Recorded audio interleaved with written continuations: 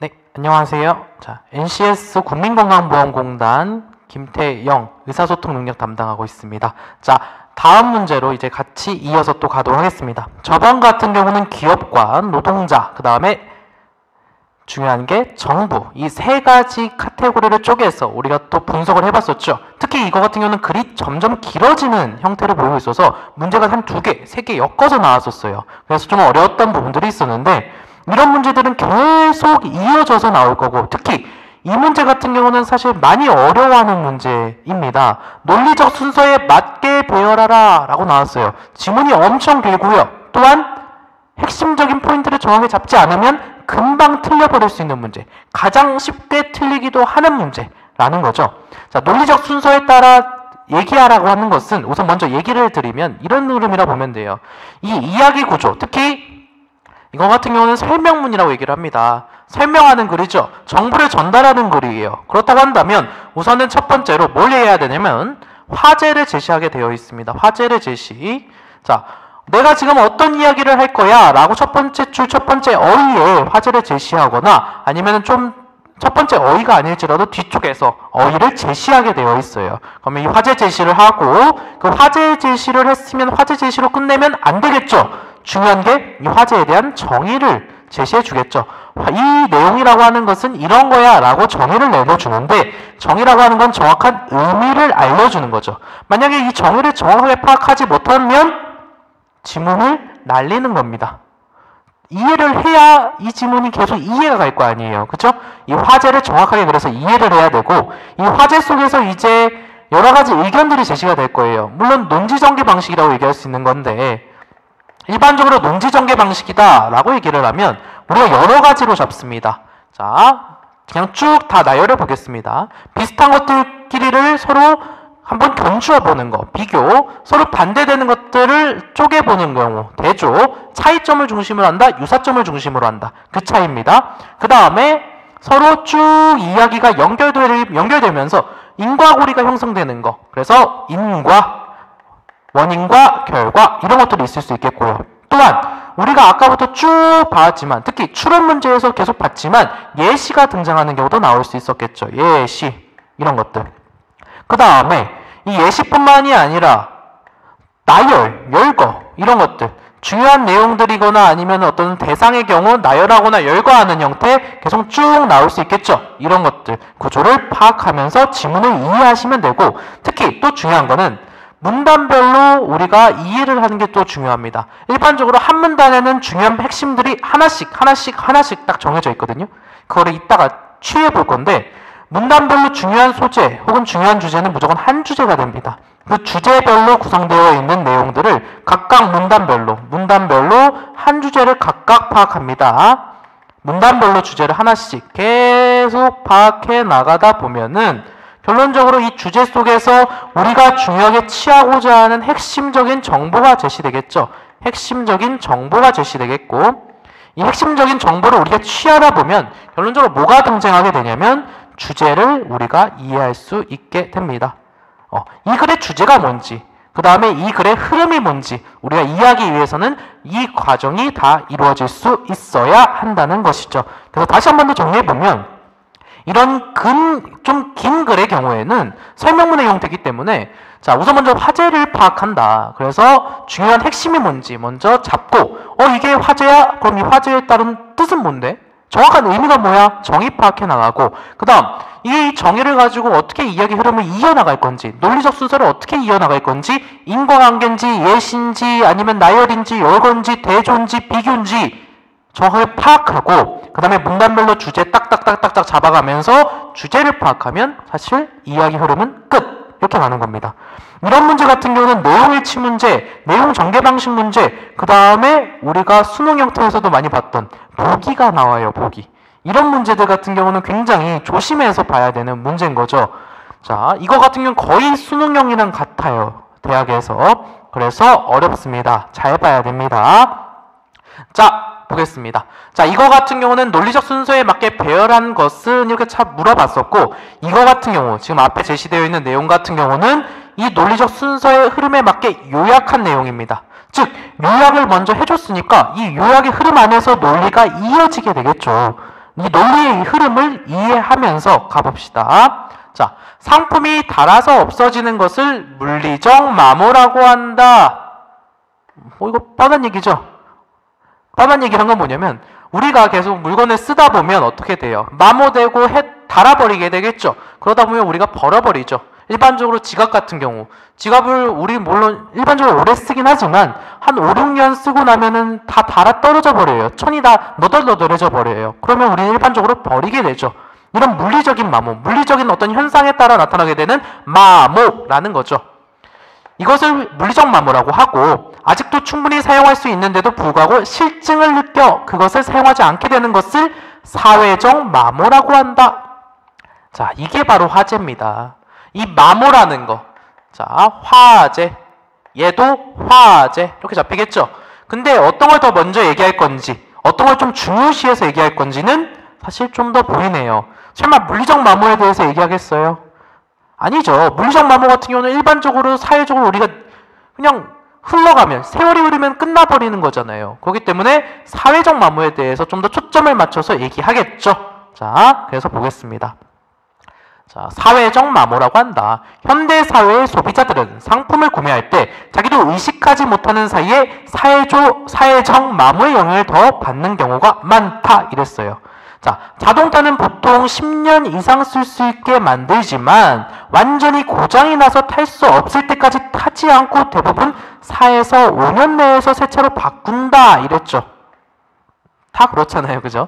이거 자동차뿐만 아니라 핸드폰 같은 경우도 마찬가지죠. 일반적으로 우리가 한 핸드폰을 5년 쓰는 사람 거의 없겠죠. 거의 1년, 2년, 1, 2년 지나면 우리가 약정이 끝나서 보통 많이 바꾸게 되죠. 이런 식으로 뭔가 우리가 디자인이나 어떤 사회적 유행에 따라서 그 상품을 버리고 새로 산다. 이런 얘기네요. 사회적 마모라는 개념이네요. 이게.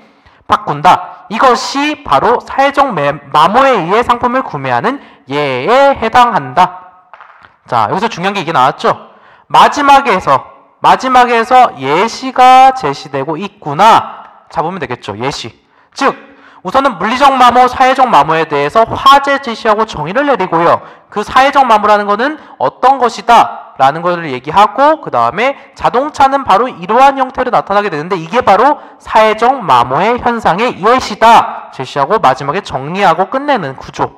이런 구조를 이제 배열해봐라 라는 문제네요. 배열해 보겠습니다. 이제 자, 이런 문제 같은 경우는 사실 요약이 먼저 제시되기 때문에 요약 속에서 중요한 포인트들을 딱딱 잡아가면 됩니다. 그래서 지금 아까도 방금 잡았지만 상품이 닳아서 없어지는 것, 그것을 마모, 물리적 마모, 그 다음에 사회적 마모로 쪼개지게 되고 이 사회적 마모란 이런 것이다. 근데 이 사회적 마모는 자동차의 예를 들어서 설명해보면 이런 거야 라고 제시해 준 다음에 그래서 사회적 마모는 어떠한 특성을 보인다라고 마지막에 정리해주면서 이야기가 끝나게 될 겁니다. 결론이 없는 이야기는 없죠. 여기 지금 본문에는 요약의 결론이 좀 맥락이 잘 안 잡혀 있겠지만 결론은 틀림없이 등장하게 됩니다. 결론의 위치를 그래서 잘 잡아야 되고요. 예시가 뒤로 빠질 거라는 걸 알고 있으면 문제 풀기 좀 더 쉽겠죠. 네, 그렇게. 자, 그래서 문단 이제 쪼개보겠습니다. 자, 제일 첫 번째는 B가 들어가야 됩니다. A, B, C, D가 있죠. 그 중에서 B가 먼저 들어갑니다. 그래서 B, A, D, C 이렇게 네 가지 배열로 연결된다 보면 되는데 이게 왜 B, A, D, C로 가는지를 아까 요약한 거와 같이 유기적으로 연결을 해서 설명드리겠습니다. 자, B. 상품은 생산되자마자 닳기 시작하는데 시작됐죠? 닳기 시작하는데 마모에 대해서 언급 시작하네요. 봐봐요. 화재 제시했잖아요. 이렇게 화재가 제시되면 게임 끝나는 겁니다.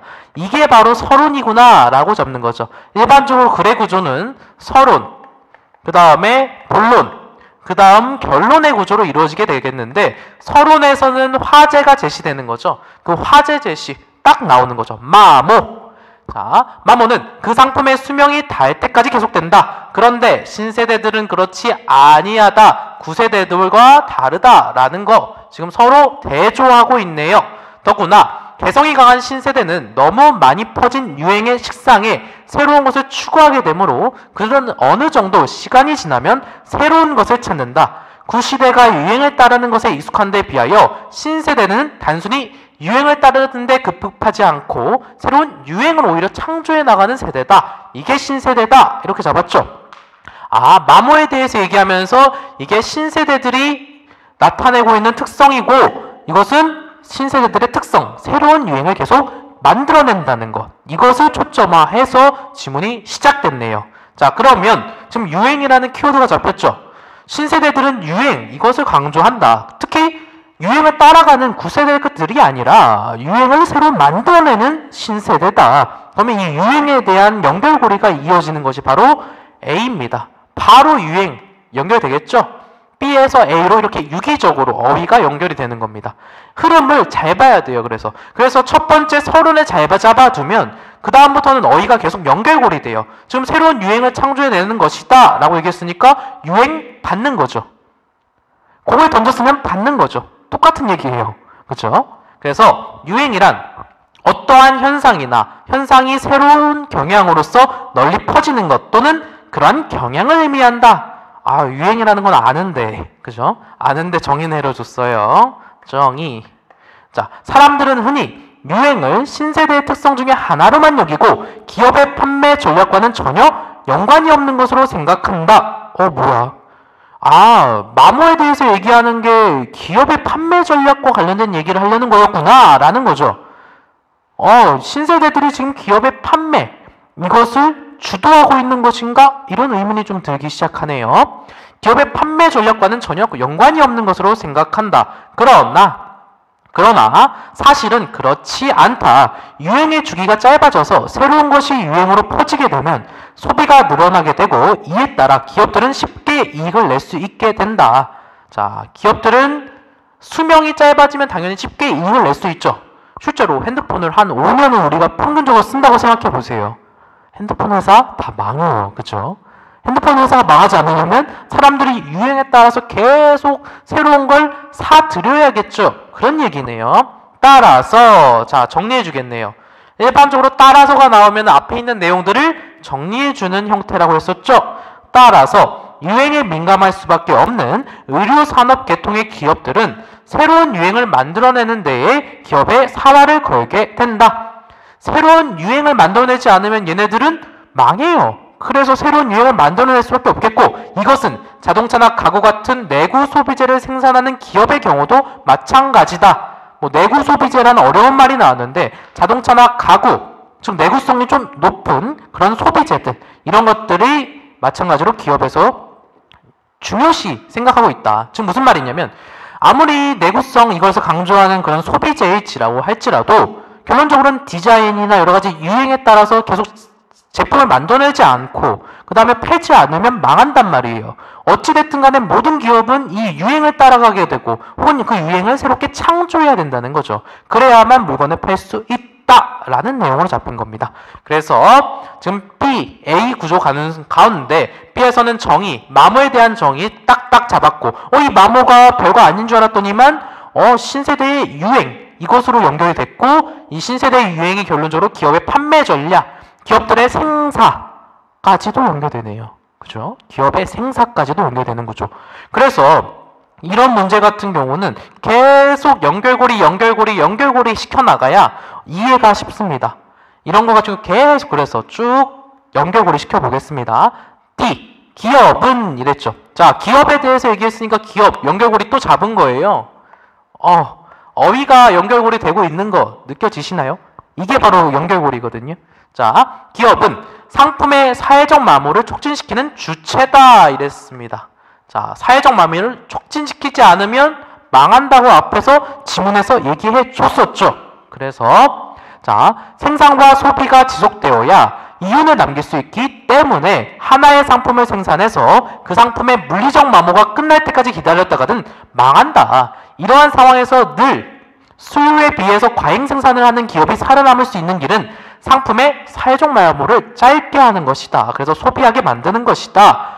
그래서 기업들은 상품의 성능을 향상시키기보다는 디자인의 변화를 통해서 유행을 이끌려고 하겠지라는 내용인 거죠. 이렇게 쭉 이어갔고요. 흐름이 지금 앞에 있었던 흐름과 유기적으로 이어지고 있고, 그 다음에 C 가면은 여기서부터는 이제 정리하는 구간입니다. 결론의 구간이죠. 자, 산업이 발달하여 상품의 성능이나 기능, 내구성이 이전보다 더욱 향상되었는데도 불구하고 상품의 생명이 이전보다 더 짧아지고 있어요. 완전 이건 모순이죠. 역설이에요. 그런데 이런 현상이 일어나고 있는 이유는 사회적 마모 때문이다 라고 정리하는 거죠. 그래서 섬유의 질은 점점 좋아지지만 그것을 입는 기간은 이에 비해서 점점 짧아지게 되는 것이 바로 자본주의의 상품이 지니고 있는 모순이다. 산업이 계속 발달하여 상품의 성능이 향상되는데도 상품의 사회적인 마모 기간이 누군가에 의해서 엄청나게 짧아지고 있다. 자, 누군가가 누굴까요? 누군가가 누군지. 이런 것도 나올 수 있겠죠? 기업이죠? 기업에 의해서 엄청나게 짧아지고 있다. 상품의 질은 향상되고 내가 버는 돈은 늘어나는 것 같은데 늘 무엇인가를 부족한 듯한 느낌이 드는 것도 이것과 관련이 있다 하면서 게임 끝냈네요. 자, 그래서 중요한 건 뭐냐면 지금 여기 부분에서는 사회적 마모, 이거에 대한 기업의 어떤 모습들, 이거 제시해 줬었고, 여기서는 섬유에 대해서 얘기하면서 예시를 들었죠. 아까 예시 나왔었죠. 예시가 마지막 구간에서 등장하는 걸로 우리가 캐치를 했었는데 여기 있네요. 예시가 섬유와 관련된 이야기 캐치했네요. 이런 식으로 구조를 잡아가면 됩니다. 그래서 이 내용 전개 방식 흐름, 그 다음에 이 글의 논리 전개 흐름, 이런 문제 같은 경우는 좀 초점을 잘 잡아서 문제를 풀지 않으면 굉장히 쉽게 틀릴 수 있는 문제니까 유의해서 문제를 보셔야 될 것 같습니다. 자, 그렇게 해서 지문, 우선은 보기, 이건 답은 1번입니다. 1번 이렇게 정리했고요. 자, 다음 이어가도록 하겠습니다.